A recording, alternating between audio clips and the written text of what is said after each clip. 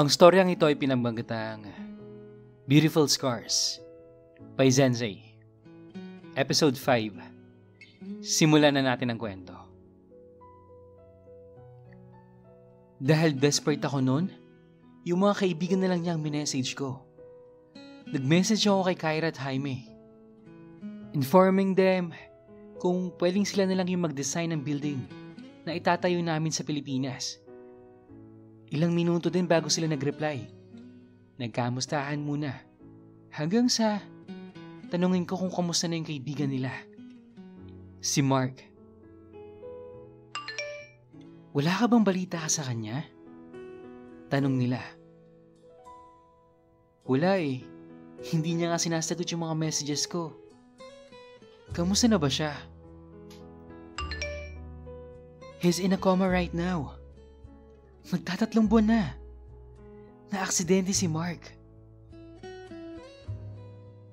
What? Na-aksidente si Mark? Paano? Gulat kong pahayag.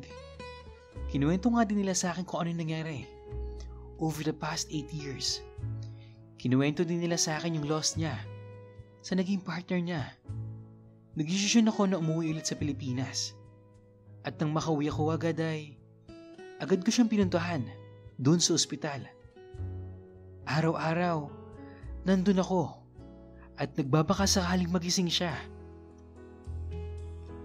Mark, gumising ka na please. Andito na ako. Araw-araw, kinukwentuhan ko siya. Kinukwento ko sa kanya yung mga masasayang araw naming magkasama. Yung nagbagyo kami, yung gumimik kami, yung mga usapan namin. Mark, saan na naman? Naririnig mo ko. Ako to. Si Ralph. Gumising ka na please. Maya-maya, bigla namang bumukas yung pinto.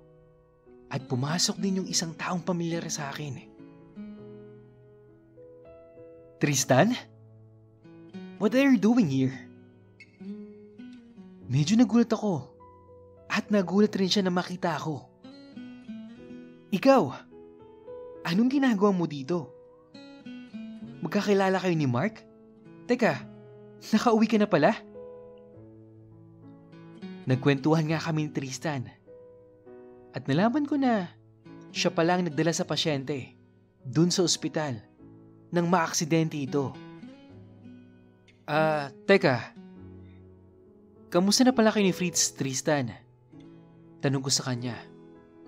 Tapos ngumiti lang siya. Wala ka rin bang balita kay Fritz? Alam mo, Ralph, may asawa at anak na yung kababata kong yun. Nasa Barcelona na silang mag-anak. Ganun ba? Akala ko kasi nagkatuluyan kayo. Malabo yun, dude. Kagaya mo, attracted din ako sa same-sex. Sagot sa akin ni Tristan na ikinabigla ako noon. Araw-araw nga ay salitan kami ni Tristan sa pagbabantay sa pasyente. It took him 3 months and 20 days bago siya magising. Tuwang-tuwa ako na magmulat ang mata niya. Niyakap ko siya at napaluha talaga ako. Thank God, Mark! You're back! Gising ka na!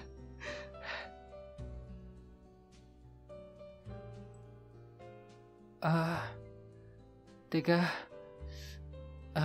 Nauuhaw ako. Tugon ni Mark noon. Tinawag ko muna yung doktor para i-check siya. At nang matapos na binalingan niya ako. Teka. Sino ka? Tanong sa akin ni Mark. Napanganga na lang ako. Hindi niya na kasi ako kilala. Tinawagan ko na si Kyra at Jaime. At agad naman silang pumunta sa ospital. Teka. Sino ba kayo? Yan ang tugon niya sa amin. Gulat na gulat kaming lahat. Ipanaliwanag naman ng doktor na normal lang daw yon sa mga naaaksidenteng katulad niya. Pero ibang usapan na yung dumating si Tristan. Kilala niya to. Hindi ako sumuko nun. Nagpakilala ako sa kanya. Pero wala talaga eh. Mukhang ayaw niya sa akin. Dahil sa tuwing nandun ako, ay lagi niya akong tinatanong kung kailan ba ako uuwi. Sa totoo lang, ang sakit-sakit noon. Para bang pasimple niya akong pinagtatabuyan. At ang masakit pa doon, ang sweet-sweet nila ni Tristan. Dude, tapatin mo nga ako. May gusto ko ba kay Mark? Tanong ko kay Tristan noon. Hindi ba obvious, Ralph? Nililigawan ko na siya. Dude, itigil mo na. Tapos, ngumisi lang ang loko. May the best man win, Ralph. Kalaunan, naging sila ni Tristan. Pero, hindi pa rin ako sumuko noon. Pilit ko pa rin pinapaalala sa kanyang lahat. Kahit na pinagtatabuyan niya ako. At kahit na pinagsasalitan niya ako ng masama. Kahit pa, bugbugin pa ako mismo ni Tristan, hindi ako natinag.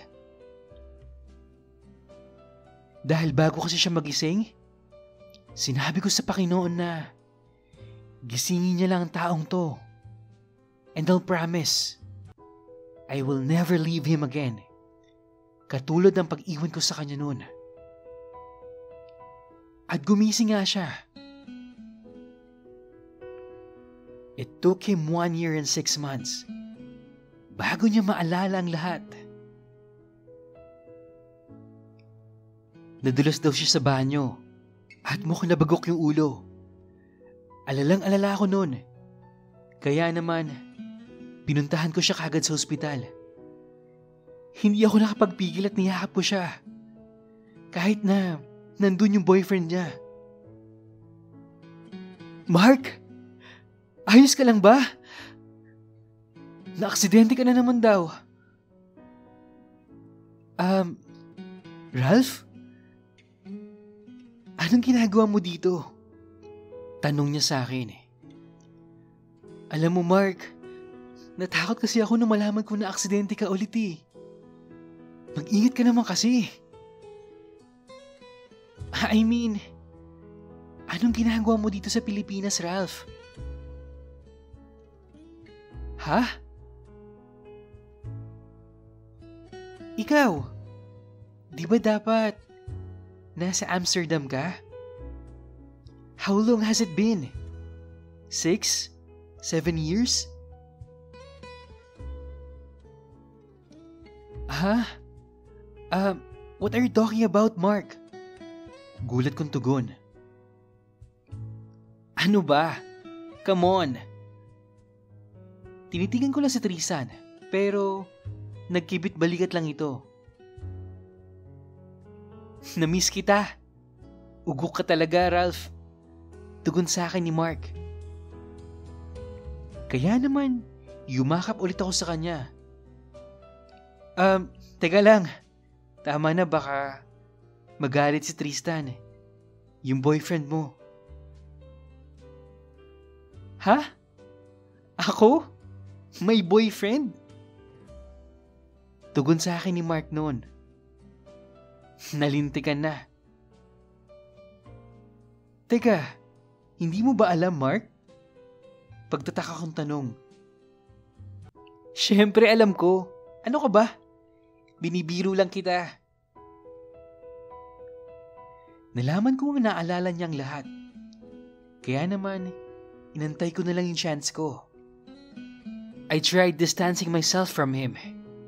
And then one day, siya na mismo yung lumapit sa akin. Sila yung nag-design ng office namin. Kaya naman, mas madalas kami magkita. At dun na nga ang nangyari. I won him back. Dahil sinabi niyang na-fall out of love sila ni Tristan sa isa't isa at mas pinili daw niya ako. Simula nun, ay tumira na kami sa isang bahay. Abala siya sa career niya at may pinapatuyo pa siyang bahay. Ako naman, abala rin sa career ko dito sa Pilipinas dahil sa kakatayo naming auditing firm. 1 year din kami nagsama bago dumating si AC sa buhay namin. It was the most beautiful gift we received sa aming anniversary. AC healed all the beautiful scars brought by certain beautiful disasters. Oo, tama kayo narinig. Nag-ampon kami at AC ang pangalan niya. Isang napaka-cute at napakagandang bata. Han, magbihis ka na. May meeting ka pa oh. Sabi sa akin ni Mark noon. Ayoko nga. Han! Bulyaw niya sa akin. Sabi ko ayoko. Gawa muna tayong baby. Tugon ko sa kanya noon. Tapos, inismiran niya lang ako. Han! Tara na. Halika na. Pangaakit ko sa kanya.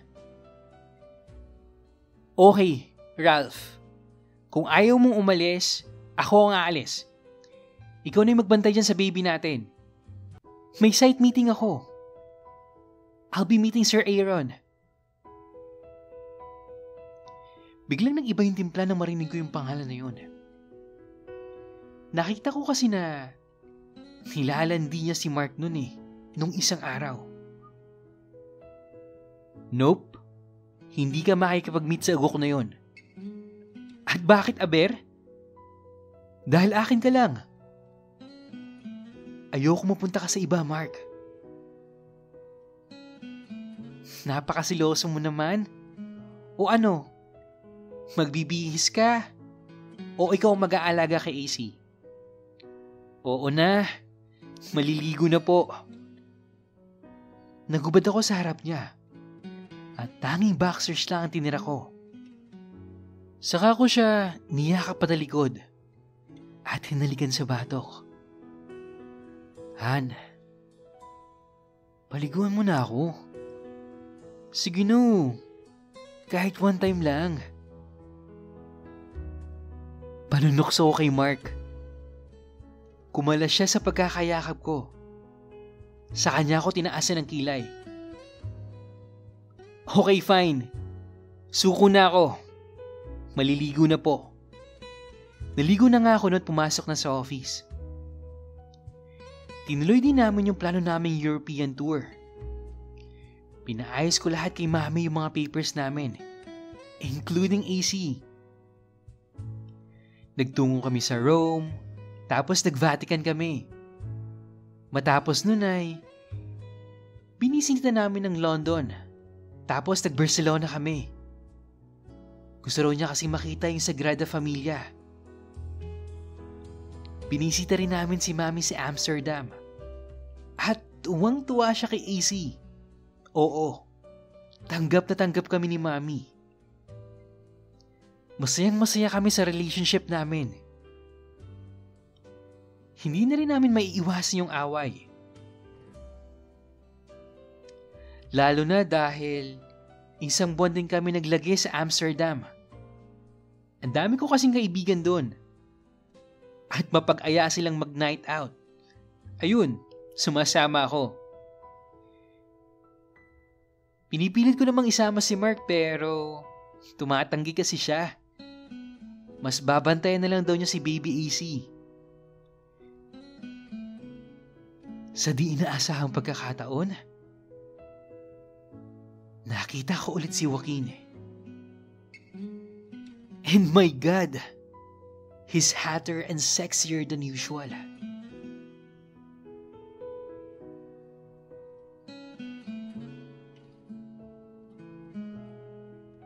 Okay, naku po no, paano kapag bumalik ang past, which is si Joaquin? Manigurado, magugulo ang present. Hay, abangan nyo bukas guys ang magiging finale. At sa mga gusto pong mag-share ng kanilang personal experience, email nyo lang yan sa imrensantiago@gmail.com. Yun lang at maraming salamat po sa pakikinig. Hanggang sa muli.